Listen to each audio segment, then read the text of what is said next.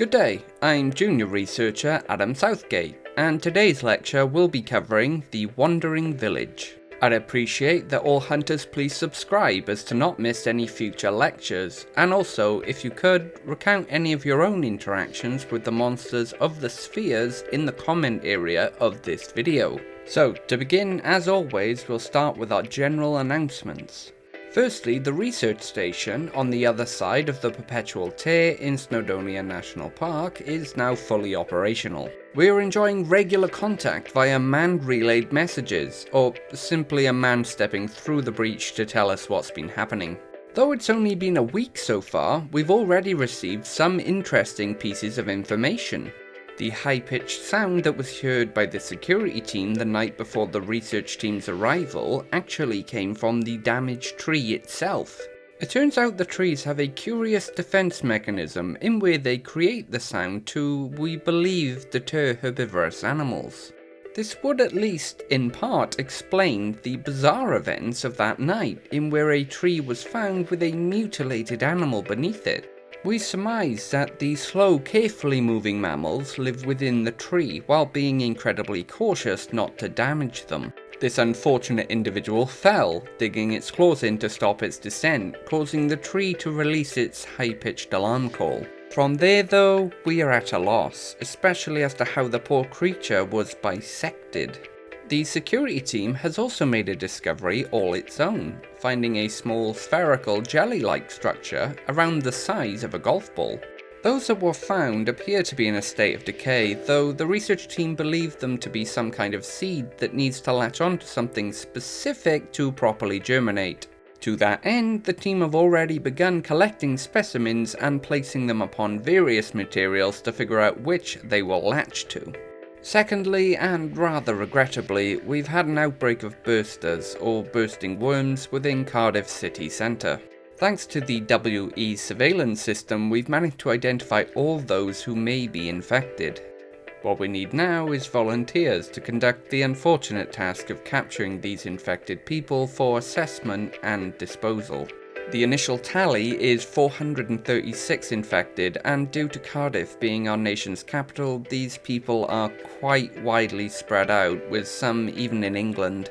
Due to the KSG not having much experience with the abomination sphere, as they only encounter those that spill across the border, we have been given permission to act within their territory for the purposes of this contract.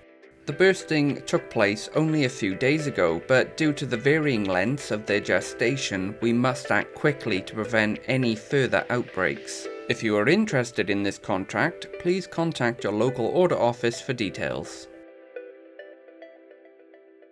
The Wandering Village is one of the far more rare types of creature that we deal with. Not a creature with biology that fits its universe, instead it's a place, however it does exhibit some behaviours that could be considered predatory. We are unsure which sphere the village originally came from, though it most likely came from either a subsphere or possibly the entropic sphere, though this is less likely than the former. There is also a third theory as to the origins of the village that posits the idea that the village, instead of breaching from another sphere, is in fact a sphere in itself. More specifically, a sphere that has shrunk to such a degree that instead of latching to the side of ours, like all the others, it has been completely consumed by our sphere, now existing within it, while still not being fully a part of it. The anomaly, as entity doesn't truly fit, appears as an early 18th century rural farming village with no evidence of the past 300 years to be seen. The village itself is in fact populated, though attempts to communicate with those inside as being consistently disastrous, as you will soon learn. The village contains a consistent population of 128 people, all of which appear to be, at first glance, completely content with their isolated lives. However, through years of dedicated observation, we learned that the people within the village are repeatedly living out a cyclical play of sorts. They do this even to the point where they will mime out the act of eating when no food is actually available. Due to circumstances I will go into further in a little bit, the Order supplies the village with the food so that the villagers can stay alive for as long as possible. This did cause some problems originally, as the villagers seemed unable or unwilling to acknowledge any products that were not time frame appropriate. This led to one villager walking into a large crate of tinned baked beans for 4 days, eventually dying of dehydration. Interestingly, the other villagers continued to act as if he was where he was meant to be the entire time, conversing with thin air. Once the idea of supplying period-appropriate foodstuffs to the village was enacted, we did see some new behaviour.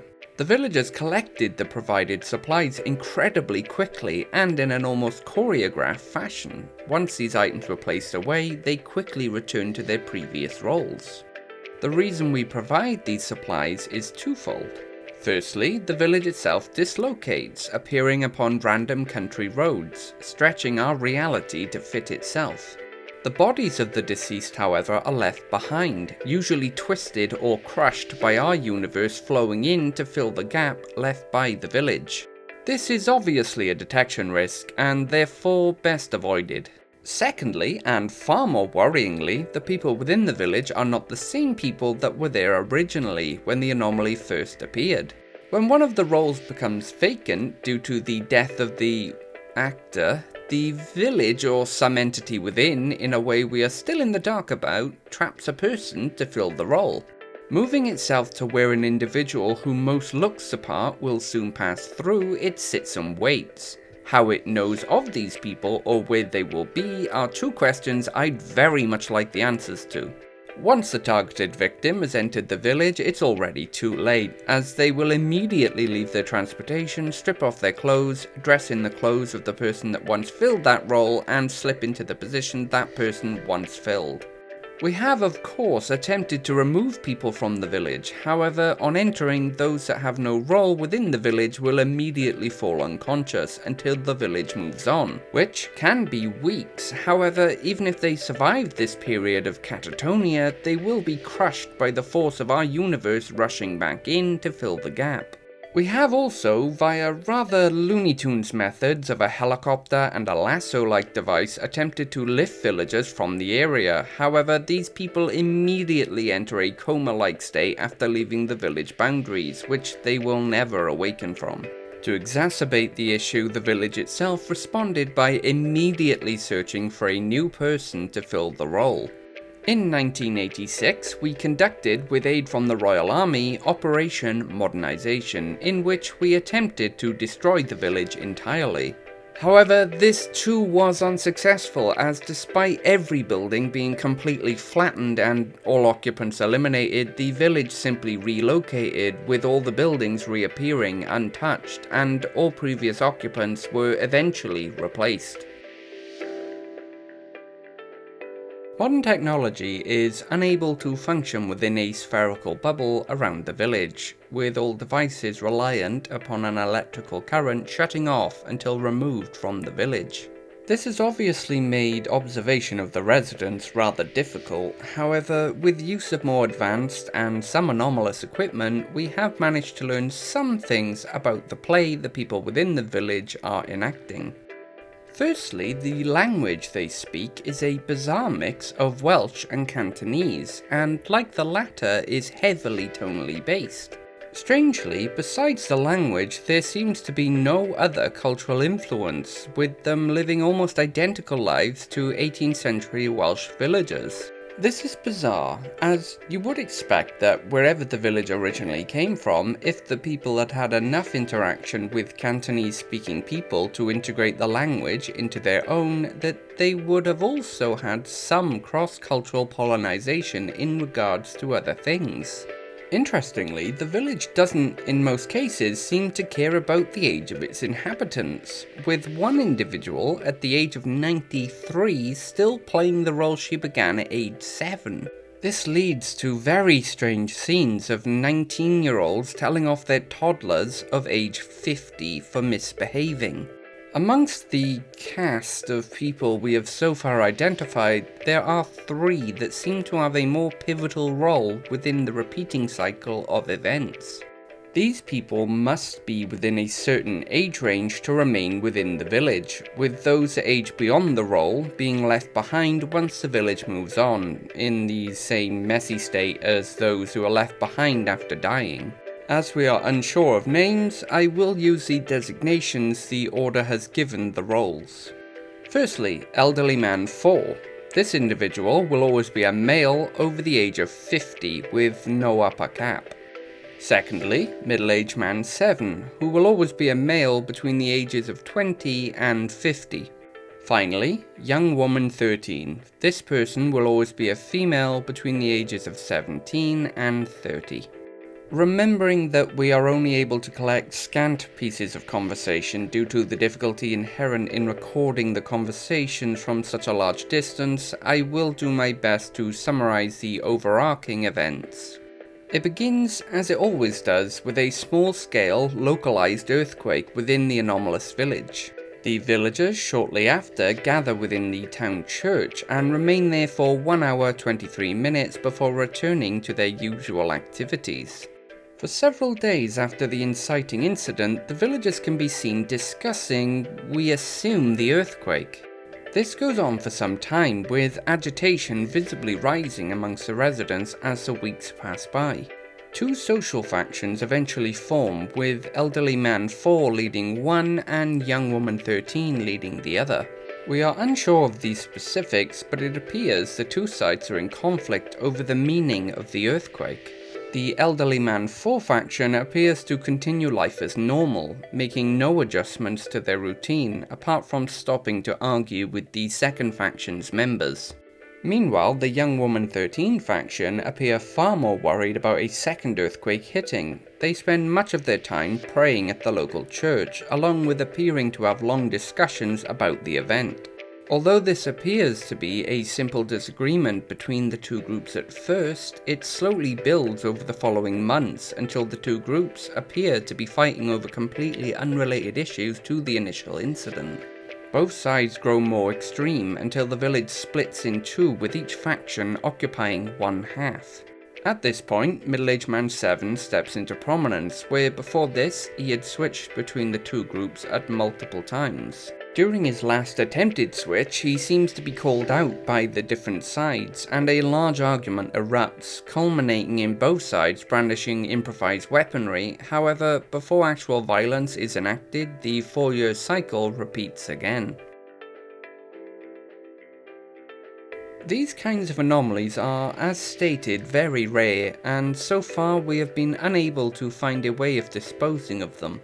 The obvious worry with the wandering village is its ability to take whomever it likes whenever it needs. Our only real defense against the abductions is to keep those already within alive as long as physically possible to reduce the amount of people taken overall. We achieve this via the regular period-appropriate food drops, along with medicines also from the same time period. We are unsure if they use the medicines, however they do collect them. Apart from supplying the village, we also have a dedicated team for tracking the village, as even when all parts are filled, it will still relocate between every 1 day to 4 weeks. Obviously, once this happens, the roads that now lead to the village must immediately be closed down to reduce the risk of anyone being trapped and catatonic inside the village until it moves on and they are crushed. Sadly, though we had at one time attempted to, the same procedure doesn't work for stopping the village from picking up new residents, as it will quickly relocate, even being able to jump every other second and work around our actions in order to gain its desired person. The main task you may be hired to do in relation to the village is working crowd control, closing roads and directing traffic. Though during the now rare cases when the village must search for a replacement actor, you could be called to force the village's chosen victim into its boundaries to limit detection risk by the general public. We have found that by collecting the wanted type of person and directing them into the village is far less likely to actively hunt, instead letting us do the work for it, making it far easier to control the situation. You are rather unlikely to have any dealings with the Wandering Village throughout your career. However, I do feel it is important to understand the wide and varied forms of different things we deal with. Obviously, many entities you will encounter can be faced down the barrel of a gun. However, the truth is that there are more that require an abstract approach when dealing with them. But that will be all for today. I'd like to thank you for watching.